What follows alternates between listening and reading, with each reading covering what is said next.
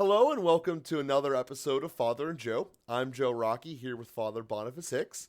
And Father, I'm just going to let you do the lead into this one because you're going to know it better than me. Sounds good, Joe.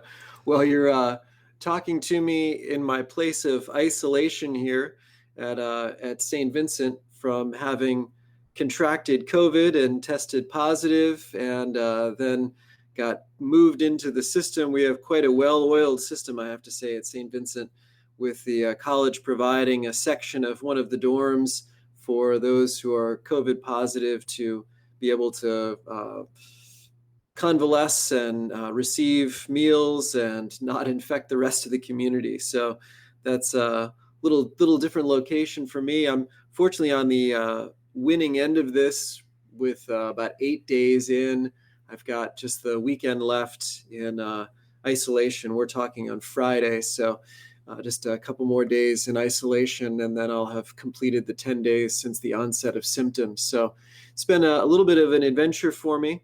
I started getting symptoms. I woke up not feeling great last week, Thursday, and then felt pretty wiped out, strong kind of achiness, muscle pain, flu kind of symptoms, pretty fatigued, and got to bed early that night, got quite a bit of sleep, and woke up Friday morning also not feeling great. Went and got both scheduled a PCR test at Walgreens and then got a rapid test at one of the Med Expresses. And the rapid both turned out positive, but the rapid test, of course, giving me results that same day. So I was able to kind of kick into the system and move into isolation and just start treating symptoms and getting out of the way of other people.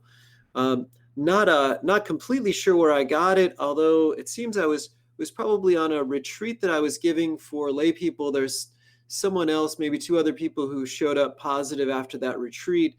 Although the person that seems to have been not yet symptomatic, but potentially infected, I really didn't have any contact with. So I have sort of a good and bad story just at an entirely personal level in terms of all of the precautions.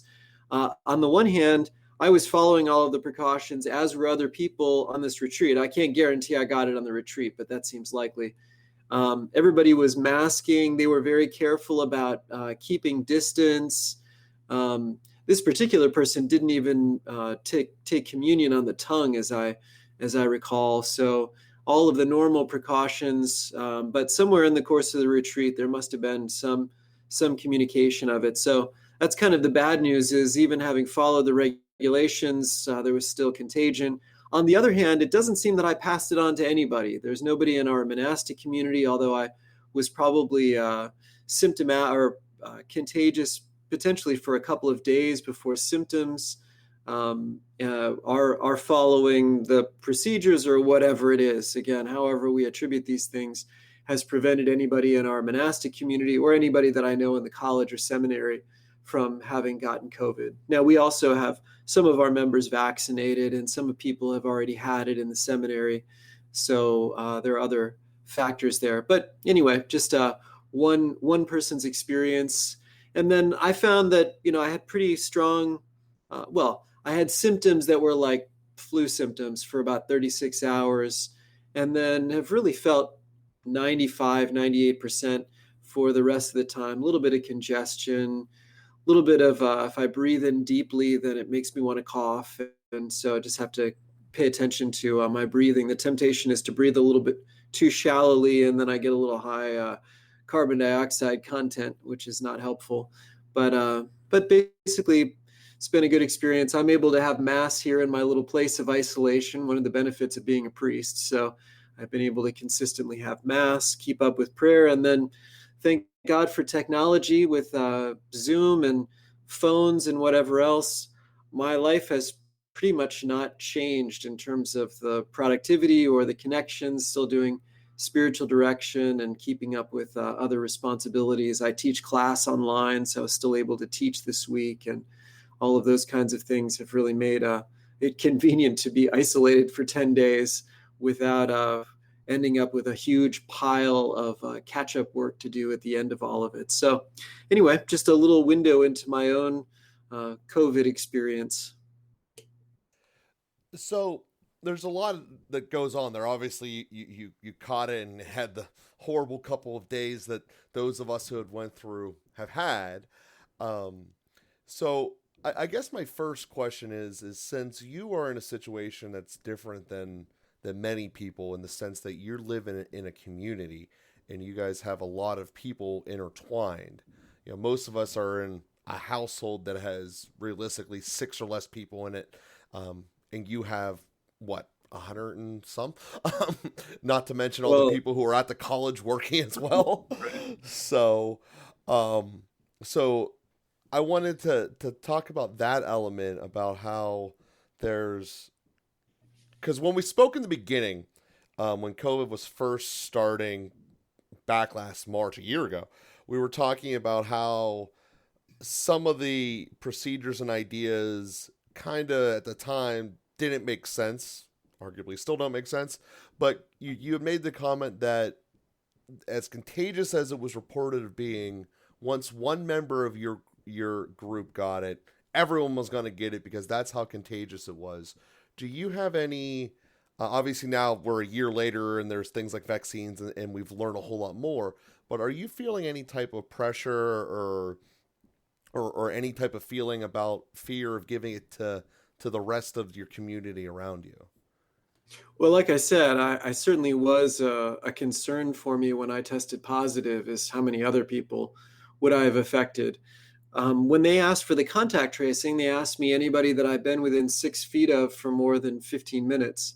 And I hadn't been. We keep distance here. So our prayer, our mass, and then just for various reasons, I'm a little bit hit or miss in terms of monastic meals. Our meals are kind of the least protected place within the monastic community because obviously you have to take a mask off, and then our tables are just a little bit closer together. The person sitting across from you is probably within 6 feet for 15 minutes. But I just happened that the couple of days not to have had contact with people at meals. So my close contact list was quite low compared, by their standards, which there's certainly a value to. On the one hand, I'm sure that the other monks are thinking if there's a guy that's going to get it, it's probably Father Boniface. I mean, I tend to travel more, be involved with more people. I'm just that much more engaged with the world. On the other hand, that nobody got it from me is, I think, a testimony to some of the safeguards, and then, like I said, a number of other factors that are in place. The safeguards are not completely unreasonable. I mean, it's not that hard to stay 6 feet away from people, so that's fine. It's a little bit awkward. It has been awkward for our prayer and mass, just because, well, we sort of pushed at the beginning of all of this, saying, well, we're a family. There are 90 monks living here. I mean, separating all these guys out in prayer, it's a big pain, and certainly wearing masks to prayer and things like that is a big pain. And and again, I don't know what to attribute the lack of spread, but I certainly feel good about the fact that I didn't infect the entire community. For whatever reason, we can attribute that to. Yes, and that's obviously a great thing. And as I look around, we are essentially 1 year later from when we're recording this, from when everything shut down. Um, I distinctly remember it being conference championship week for college basketball, and to shout to the alma mater, Duquesne won their first A10 tournament game in forever yesterday, which was awesome. But side story there, it's more or less a year, and being from Pittsburgh, where we always give directions by mile markers, I think I keep those with time as well. So with that being said, we know so much more now than we do then. And I'm very glad that you weren't able to spread it. I know that was some of the concerns that you said that would weigh upon people as they had it before. And I wanted to ask that since you've been, even though virtually connected, but physically removed from the rest of your daily life, especially with the monastic prayer and actually going to your church to participate in all that, how has that affected you in those regards? Yeah, and I feel like I probably have an advantage over most people in that, there's something in the monastic spirit that's kind of ready to be alone. As I mentioned, as you said, I mean, I've had interaction with people, so I haven't felt isolated that way. Not essentially no physical interaction with people. There's one other person who has COVID, and he's kind of stayed in his own room here, but the yeah, my interactions have all been over the phone, over Zoom, things like that. Um, Not going to the basilica has been, certainly disorienting in a certain way. One of the ways I noticed it, I actually a couple days ago was up to 3 in the afternoon, and I had walked 388 steps, which is just unheard of at that point in my day. I mean, normally I've walked from the monastery to the basilica to my office to the dining room, back to my office to the monastery, the basilica. So usually at 3 in the afternoon, I'd have several thousand steps just from living normal things, not even trying to have that many. So the I've been forcing myself to get movement. I kind of pace the hallway here and things like that. I also have a reasonably nice structure in my day with a couple of appointments, praying the divine office on my own, celebrating mass. I'm able to structure the day in a way that's helpful. They bring a meal for me at midday and in the evening, and so that helps to provide a little bit of structure. I've been praying evening prayer with one of the monks who I was my one close contact. So he's been isolated in a different place and did not get COVID from our time talking within 6 feet of each other for about 45 minutes. But anyway, he and I have been praying evening prayer together through Zoom, which has been a blessing. But I would think that those kinds of things would be really hard for people if their day loses structure. Then I think it really our minds start to mush a little bit and lose focus, and then things kind of drag on. And if you don't have a sense of purpose and things to accomplish, then things can really drag on. And I would think that would be much harder. But I've been busy enough and have had enough interaction that that's been fine. And I don't mind being alone in terms of prayer or having mass alone. Is there's something very contemplative about that I've kind of enjoyed in a way. So those haven't been difficulties for me, but I can see being in this space how they could be real difficulties for other people. Isolation could be really challenging for people, I would think. And going off of that skill set, that's something that, as a priest, I mean, you've been being told through confession and probably through other means as well, all kinds of different situations that people have gone through in their lives.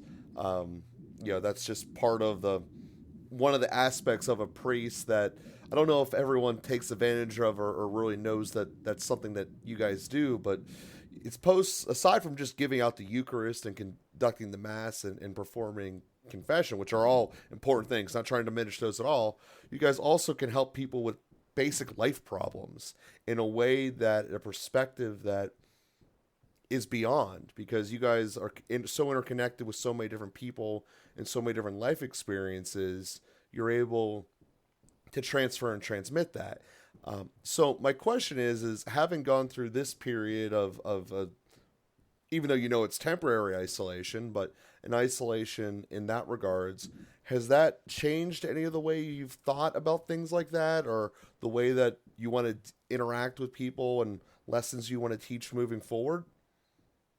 I'd say mostly it's confirmed the ideas that I would have had. My um, things like having a structure to the day, having things to do, having some intentional ways to interact with people, um, just sort of, I suppose, self-monitoring, paying attention to my own state of mind and how I'm feeling from day to day. And I've been open to, not knowing exactly how things would develop. It's one thing on day 1, 2, 3, and it's another thing on day 4, 5, 6. And, one doesn't know exactly what will come. But I'd say it's mostly confirmed my ideas about that. I mean, I would really encourage people to find ways to structure the day, to have breaks and certain have some things scheduled out and planned, It's helpful. We tend to work a little bit better when we have some kind of deadline. I've got to, even if it's as arbitrary as, well, I've got to make a phone call at 3, so I've got to get this done before 3, and that kind of structure. Or they're going to bring my meal sometime between 11 and 12, and so I want to finish a few things, and then I know I'm going to have a natural pause, and then I can let my mind move.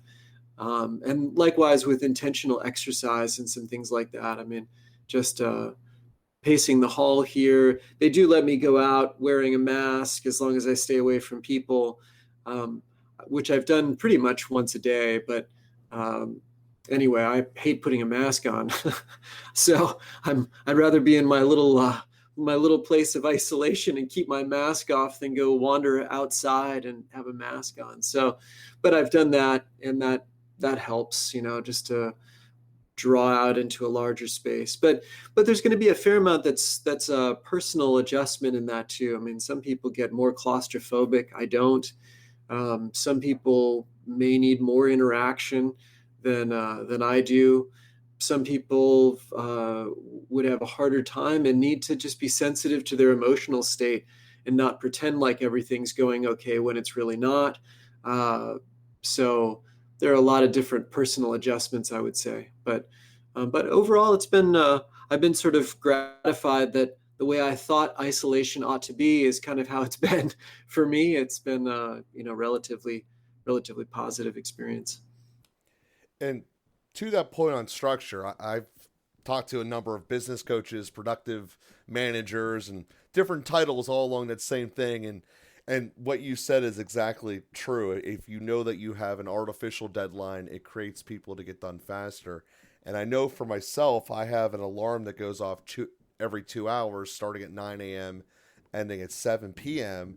And basically, it just kind of gives you a little structure for the day. That way, if you have to get something done, you get it done before then, you can give yourself a little reward. Or if you found yourself drifting astray in the day, it's something that can call you back and go, oh, it's already this time, and bring you back. Because structure is something certainly that's important. And, it's kind of funny. We think about things that are important we need in life, that we just use these little macro examples here in 2021. And we think of, well, the church has been doing this for thousands of years. I mean, that's part of what the divine office was set out to do, if you think about it, aside from pausing and recognizing that it's God. But from a structural standpoint to our day, it gives us, we got to get this done before that, so that way we can do this. So I think that that's something that, as we look deeper, a lot of these things that the 20th century, and I guess now the century we're in now, the 21st century, has kind of shuffled off and tried to parse out of the faith, saying that you don't need to do all these extras, really do help structure our lives. And sitting on Twitter forever is not a profitable thing, despite the fact we advertise this podcast on Twitter. So that's just some thoughts that I wanted to put out there, because the need for structure is something that we all have, as well as the need for human relations and interaction. So I wanted to hit upon that second part you said there, with when you go outside, how you have to actively avoid people. For you, being as social as you are, that has to be a painful type of feeling or reminder for something that ultimately you didn't do necessarily something wrong in the first place by hosting a retreat. So if you could spend a minute, kind of what goes through you whenever that happens. Yeah, it's funny you should say social as you are. I sort of set myself up for that by saying that I'm engaged in a lot of things, but the reality is I'm a pretty introverted person, and I'm pretty happy to be alone. If I have to interact with people, I like to do that in a one-on-one space, but it's not actually that hard for me to stay away from people when I'm outside.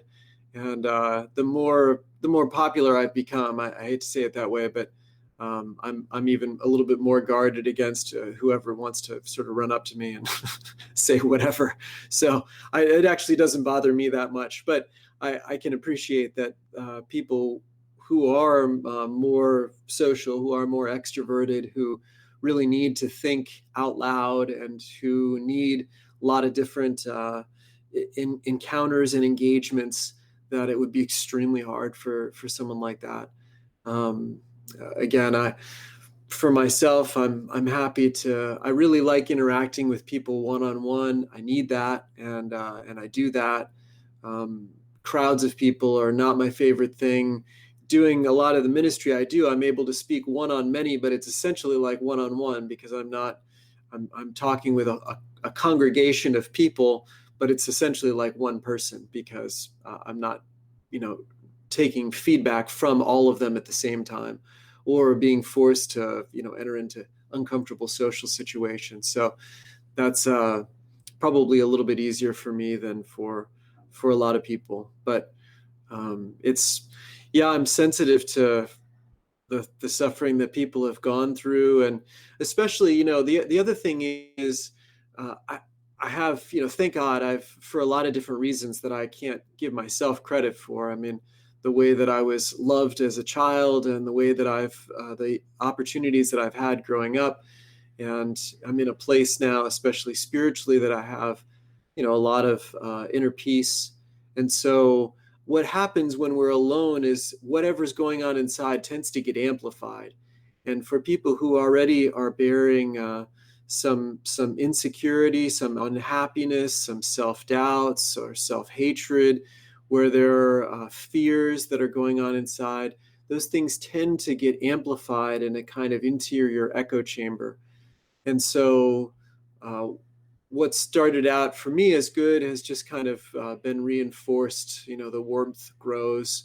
What starts out for other people is a little bit tenuous, and they're able to kind of get by because they don't have to live in that or sink into that quite as much. Sometimes when they get alone, things get really amplified and pretty painful, pretty difficult.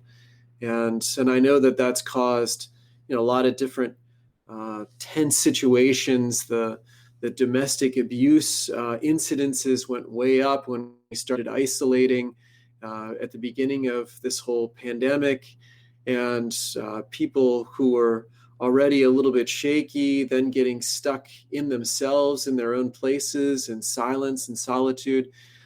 That can be really hard. And so, yeah, just want to acknowledge that, and the remedy for that is continuing to stay connected, and even being forcing ourselves sometimes as that gets ramped up interiorly, as we start to feel worse about ourselves, as we start to feel like a burden or a plague, we may not want to reach out, and that's actually what's most necessary, especially in those times. And so, yeah, it would be my encouragement for anybody who's listening and kind of gets into that space to know, like, you need to throw a line, raise a flag, ask for help, make a connection, make a phone call, make a Zoom call, and connect with people. Sometimes those interior places can get pretty dark and pretty heavy.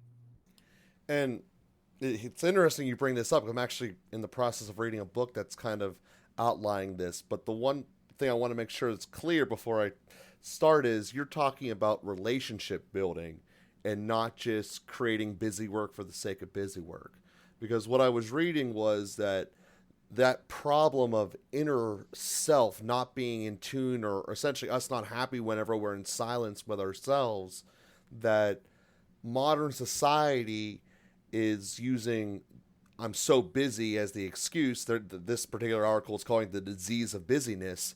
That people do that to try to fill their mind space so that way they're so overwhelmed and overloaded they can't ever get any of that negativity that's inside them can't creep in until it comes time to go to sleep, and then you can't fall asleep because all of this stuff starts coming out. So you have just given the solution in it's person to person interactions is naturally how that goes to do it. Not signing up for six other committees to be a part of just to make you busy and feel like your resume is better, but actually to generate genuine connection and genuine relationships. And again, it seems like every time we sit down and do a recording, there's something in science that's finally catching up to what you've been teaching through the church, in that it's showing that it's correct, in that going online or using other forms of work busyness or social busyness to keep every second of our day occupied so we don't think about ourselves is not the answer. And we've outlined two major ways that we can address and fix this problem throughout the episode. The first is discussing with other people and having genuine personal relationships. And the other part is sitting down into prayer. So rather than making busyness the solution, sitting down and just start with a decade of the rosary. And you will notice that problems within calm down. We're not going to go from boiling water to you put your hand in it in half a second, but it's going to gradually get there. Step one is we got to turn off the heat that's under the water if we're trying to boil it down. And those two solutions do that. Interconnecting with other people and sitting down with prayer. And sometimes it just takes one step to start it. We're not saying you're going to magically start talking to your dad that you haven't talked to in 20 years, but it can start with a simple text. Just a simple one starting point to just see what's out there. And it's amazing how things can grow if you just put a seed in the ground, even if it's the wrong kind of soil. So I want to give you a chance, Father, because I know that's a little bit different than the COVID talk we started with, and that's certainly more your realm of expertise. And I want to give you a chance to comment on that before we conclude today. Yeah, and I would say, you're making a contrast, and it's a valuable one in terms of a lot of activities versus really meaningful and deep relationships. And I don't think that's a versus so much. I mean, it's really a both and thing.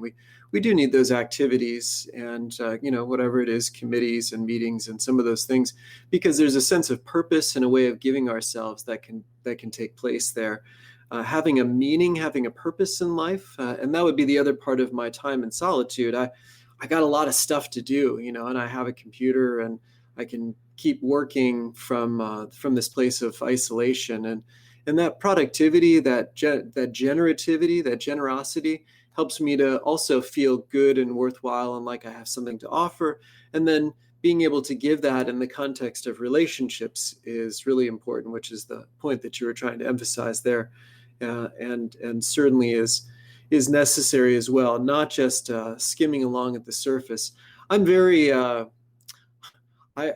I recognize the importance of defenses, like self-medicating to a certain degree. We do a lot of medicating, and there's a point to a Tylenol or an aspirin, and it really helps people to just deal with some of the daily aches and pains of life. And there's some psychological ways to do that are totally healthy and reasonable. And so I wouldn't want to try to strip people of those and live in a starker exposure to the pain of existence.